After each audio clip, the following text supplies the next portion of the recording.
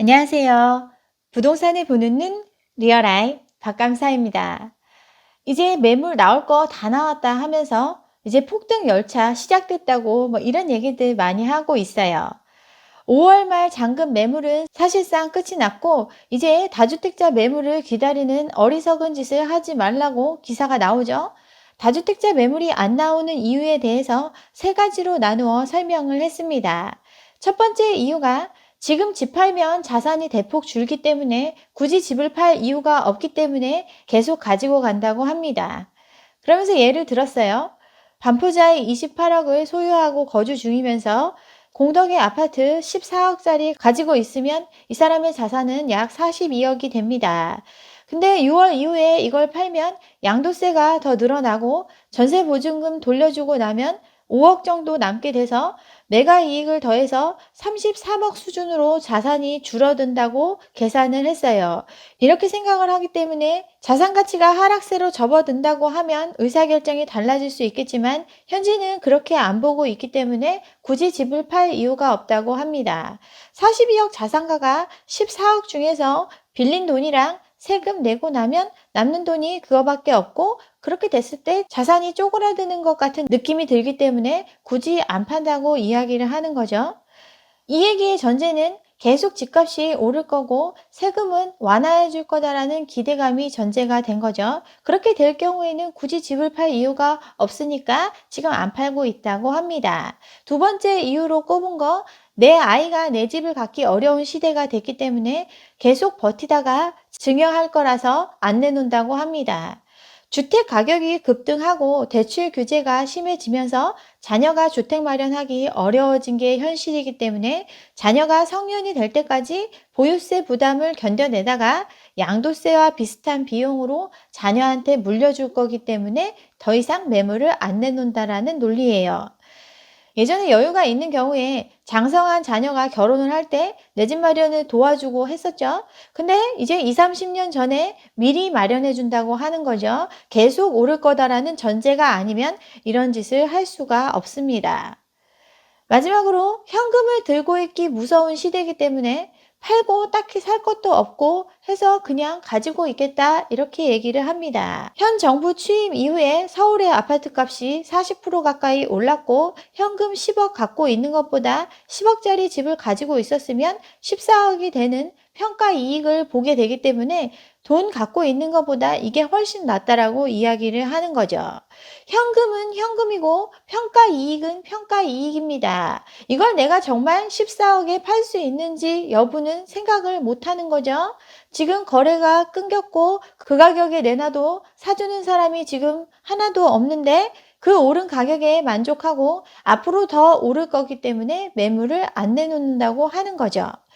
가격이 올라서 LTV는 낮아졌으니까 문제 없다 뭐 이런 얘기들 하는데 빚진 절대 금액은 그대로 남아 있습니다. 평가 이익은 상황의 변화에 따라서 언제든 변할 수 있는 거지만 지금 내놓은 빚은 그 금액이 결코 변동되지 않아요. 다주택자들이 이렇게 생각하고 있기 때문에 6월 1일 이후에는 이제 매물은 실종될 거고 가격은 폭등하는 폭등 열차가 시작될 거라고 이야기를 합니다. 이들이 얘기하는 거 기본 전제는 오른다가 전제예요. 오른다는 이유로 이렇게 될 거고 그래서 다시 오른다고 이야기를 하는 거죠. 오른다가 확실하지 않은 상황에서 오르기 때문에 매물이 없어지고 또 오를 거다라고 이야기를 하는 거죠. 순전히 내피셜이라고 볼 수 있습니다. 이제 정말 살 사람이 없어요. 더 오른 가격에 집을 사줄 사람은 이제 시장에 존재하지 않습니다. 그동안 수많은 분양 물량을 오른다고 하니까 받아놓은 사람들 있는데 이제 이런 게 막혔죠. 2월 19일 이후부터는 분양 아파트에 실입주를 해야 됩니다. 분양가 상한제가 적용이 되면서 2년에서 5년간의 거주 의무가 생겼습니다. 준공이 나면서 바로 들어가 살아야 되기 때문에 전세를 놓는 게 불가능하죠. 그래서 전월세 금지법이라고 이름을 만들었던데 이거 못하게 되면 LH의 분양가에 넘겨야 합니다. 이런 상황이 되다 보니까 청약 경쟁률 자체는 하락을 하고 있어요. 예전에 비규제 지역 같은 경우 6개월 후에 전매 제한되고 오른다 하니까 프리미엄 얹어서 팔고 토낄 수 있었는데 이제 직접 들어가 살아야 되는 거죠. 바로 팔 수도 없습니다. 이러다 보니까 계약금만 갖고 뛰어들던 사람들이 뛰어들 수가 없는 구조가 됐어요. 가수요가 차단됐고 더 이상 그렇게 들어올 사람이 없는 거죠. 최근에 동탄의 아파트 제가 몇 번 언급을 했는데 청약 포기 선언이 속출하고 있죠. 전매 제한 기간이 10년입니다. 입주할 때 너무 올라가거나 또 DSR 규제 대상이 되면 메꿀 재간이 없기 때문에 포기하는 사람들이 나오고 있는 거죠. 선당 후공하겠다고 28만 명이 몰렸습니다. 일단 당첨되고 나면 고민하겠다는 뜻이죠. 그만큼 예전처럼 가수요가 활기를 칠 수 없는 상황이에요.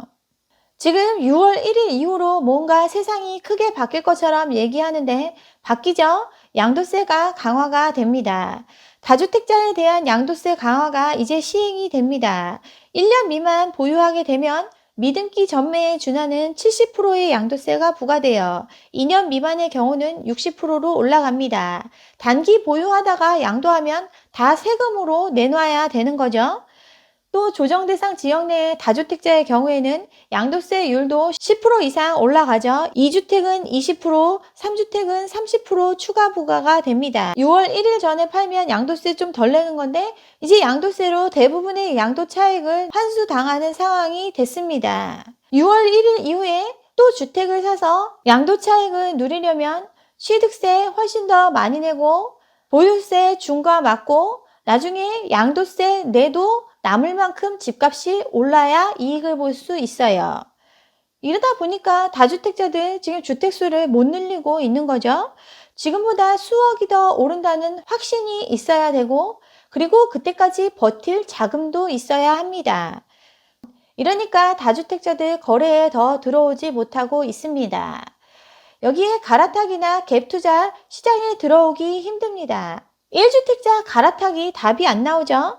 기존 주택을 처분한다고 하더라도 워낙 호가를 높게 부르고 있기 때문에 더 나은 곳으로 옮겨가려면 예전보다 훨씬 더 많은 자금이 필요합니다. 그런데 대출은 규제하고 있죠. 일시적 2주택의 경우에 대출을 허용해주고는 있지만 기존 주택을 처분하는 조건이고 6개월 내에 새로운 주택으로 전입을 해야 합니다. 기존 주택을 전세 두고 갈 수도 없는 거죠. 대출 다른 방법으로 마련하고 그냥 기존 주택 두고 전세 두고 가려고 해도 계약갱신 청구권 때문에 내 입맛에 딱 맞는 입주 시기에 있는 집들도 없고 까딱하다 시간을 잘못 맞춰서 종부세 부과 기준에 걸리면 2주택으로 봐서 종부세까지 엄청나게 두드려 맞습니다. 이러다 보니 갈아타기가 불가능하죠. 갭 투자도 참여하기 어렵습니다. 갭이 많이 커졌죠. 집값이 많이 올랐다고 하니까 갭이 엄청 늘어났죠. 갭 투자가 유지가 되려면 전세금이 받쳐줘야 되는데 전세금을 받쳐줄 사람들이 돈이 없습니다. 전세 대출이 안 나오죠. 대출받아서 전세금을 올리는데 한계 상황에 처해 있어요. 정부가 직접적으로 규제는 못하고 있지만 은행들 자체적으로 관리하라고 얘기했더니 금리 올리고 대출을 아예 중단하기도 합니다. 또 최근에 하나은행에서 발표를 했죠. 집주인이 소유 기간이 6개월이 안 된 주택에 대해서는 전세 대출을 제한하도록 방침을 정했습니다. 갭을 최소화하기 위해서 전세금을 최대한 받아야 되는데 그런 갭 투자 목적의 집이라면 전세 대출을 안 해주겠다는 뜻이죠. 전세금으로 최대한 땡겨가지고 갭 투자 비용을 줄여야 되는데 지금 그게 불가능한 상황이 됐습니다. 전세가 원하는 만큼 받을 수 있다 그래서 덜컥 계약했는데 지금 전세 원하는 만큼 못 받으니까 자금 계획상 문제 생긴 사람들 많이 있죠. 또 갭 투자한 집에는 전세 대출 안 내준다고 하니까 더 들어올 사람이 없는 거죠. 갭 투자가 막혔습니다. 지금 DSR 규제를 강화해서 대출을 쪼이고 있는데 기분양한 잔금 대출에는 적용 안 하겠다고 기사가 나왔죠. 이거 결정된 거 아니죠? 여기까지 적용되면 그동안 갭 투자한 사람들이 아비규환에 빠질 수 있는 상황입니다.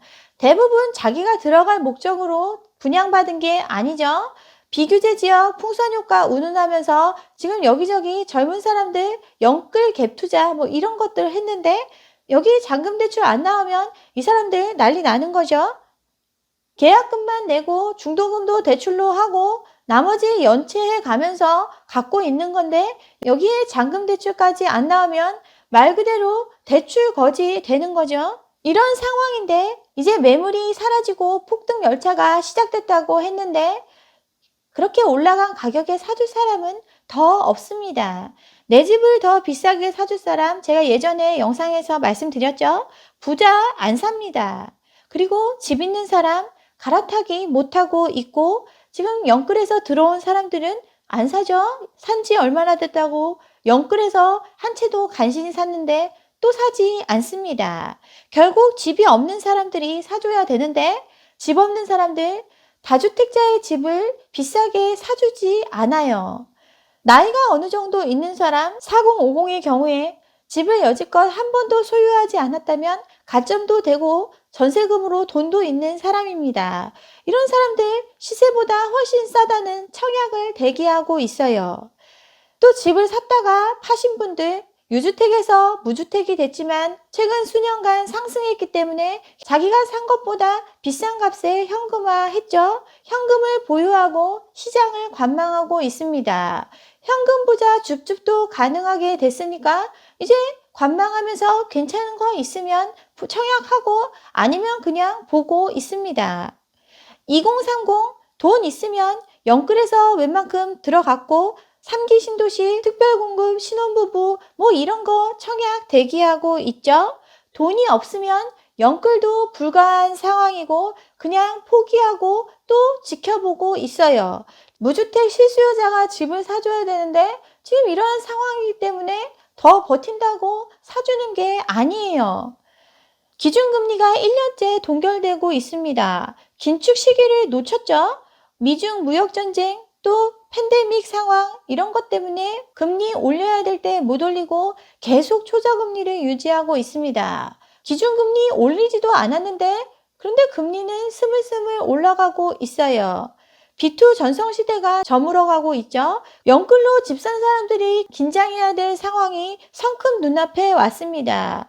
미국에서 금리 올리면 우리나라 금리 올릴 수밖에 없는데 미국 국채금리도 올라가고 우리나라 국고채 금리도 올라가고 시장 금리는 올라가고 있습니다.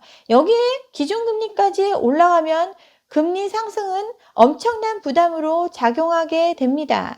지금 달러 인덱스가 거의 최저치를 기록하고 있죠. 달러 인덱스, 달러의 가치를 의미하는데 지금 미국에서 돈 풀기 엄청나게 해가지고 달러 인덱스는 최저 수준인 상황입니다. 무제한 양적 완화를 통해서 달러를 엄청나게 쏟아냈는데 그렇게 쏟아냈는데 우리나라 원달러 환율은 달러 인덱스 같이 움직이질 않아요. 달러 가치는 끝없이 떨어지고 있는데 환율은 바닥으로 안 가고 지금 올라가고 있죠. 이렇게 된 상황 팬데믹 극복을 통한 정상화 속도 차이입니다. 우리나라 지금 백신 벼락거지 됐다고 막 언론에서 비판하고 있는데 초기에 방역을 잘해가지고 잘 막았지만 백신이 근본적인 해결책인 만큼 백신을 다 맞아야 상황이 종료가 되는데 미국이나 유럽 같은 경우 지금 백신 많이 맞고 있죠. 많은 사람들이 죽어나갔지만 그 사람들 살리는 데 치중한 게 아니라 백신 먼저 확보를 했습니다. 이렇게 확보한 백신 부자 나라에서 먼저 지금 맞고 정상화에 더 빨리 다가가고 있습니다. 우리나라 다른 나라에 비해서 사람은 많이 안 죽었지만 백신은 국민이 원하는 만큼 확보가 안 됐나 봐요. 아직 집단 면역을 형성할 정도로 백신을 많이 맞지 못했죠. 아직도 신규 확진이 계속 늘어나고 있습니다. 앞서 말한 백신 부자 나라에 비해서 우리나라는 회복이 더딜 수밖에 없는 게 현실이죠. 정상화가 가까워질수록 포스트 코로나에 대한 패권 다툼이 심해질 겁니다. 그리고 이 사태에 전 세계가 패닉에 빠지지 않도록 유동성 마약을 뿌린 그 후유증을 최소화하기 위해서 정상화에 가까운 나라일수록 풀린 유동성을 회수하려는 조치에 먼저 나서게 됩니다. 미국이 금리를 안 올리더라도 미국이나 유럽에서 먼저 정상화가 되고 우리나라는 정상적이지 못한 상황이면 우리나라에 대한 리스크는 다른 나라에 비해서 더 높고, 그렇기 때문에 자본이 빠져나가지 않게 하기 위해서는 먼저 금리를 올려야 되는 상황이에요. 이게 수순인데 뇌피셜만으로 오를 거기 때문에 매물이 잠기고, 그래서 또 오른다고 이야기를 합니다. 팩트를 가리고 있는 것들이 걷어지고 난 후에 내가 시장의 마지막 바보가 될 수도 있음을 명심하셨으면 좋겠습니다. 네, 여기까지 오늘 준비한 내용이고요. 오늘 제 영상이 좋았다면 좋아요와 구독 잊지 마시고 다음 영상도 함께 해주시기 바랍니다. 감사합니다.